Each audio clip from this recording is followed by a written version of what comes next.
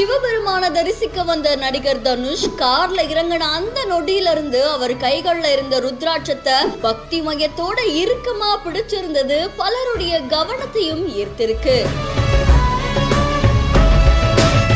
Super ஸ்டார்ல இருந்து பல ஸ்டார்கள் கழுத்துல அணிஞ்சிருக்கக்கூடிய ருத்ராட்சத்தை பார்த்திருப்போம். ஆனா இவர் கையில வச்சிருக்கிற இந்த ருத்ராட்சத்துல அப்படி என்ன பயன்கள் இருக்கு? சிவனுடைய அம்சமா பார்க்கப்படுற ருத்ராட்ச மாலைகளுக்குன்னு தனியா ஒரு சிறப்பு இருக்கு. அதனால பலருமே பயன் பெறாங்க அப்படின்னு சொல்லப்படுது. அந்த வகையில நடிகர் தனுஷுமே திருவண்ணாமலைக்கு சிவனை தரிசிக்கிறதுக்காக போயிருக்காங்க.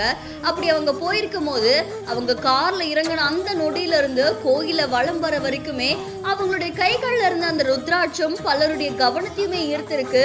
அதுவும் ஒரு ருத்ராட்ச மணியில நிறைய வகையான முகங்கள் இருக்காமா. ஒவ்வொரு ராசிக்கு ஏத்த மாதிரி தான் அந்த முகங்கள் கொண்ட ருத்ராட்சத்தை வாங்குவாங்களாமா. பொதுவா கழுத்துல அணியறவங்க அதுக்குன்னு சில விதிமுறைகள் எல்லாம் கடைபிடிக்கணுமா.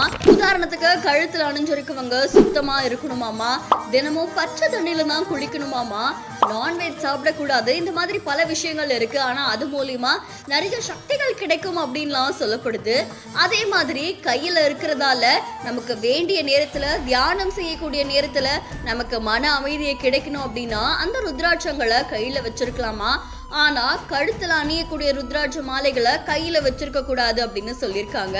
கையில இருக்கக்கூடிய அந்த ருத்ராட்ச மாலைக்குன்னு சில எண்ணிக்கைலாம் இருக்காமா. அந்த எண்ணிக்கை இருக்கக்கூடிய ருத்ராட்சங்களை தான் கையில வச்சிருக்கணுமாமா.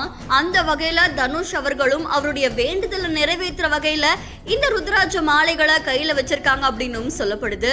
அது மட்டும் இல்லாம அந்த ருத்ராட்ச மாலைகளோட தான் அவர் திருவண்ணாமலையில இருக்கக்கூடிய சிவபெருமான தரிசிக்க வந்திருக்காங்க. இந்த வீடியோ காட்சிகள் இப்போ சமூக வலைத்தளங்கள்ல வைரலா பரவிட்டு இருக்கு.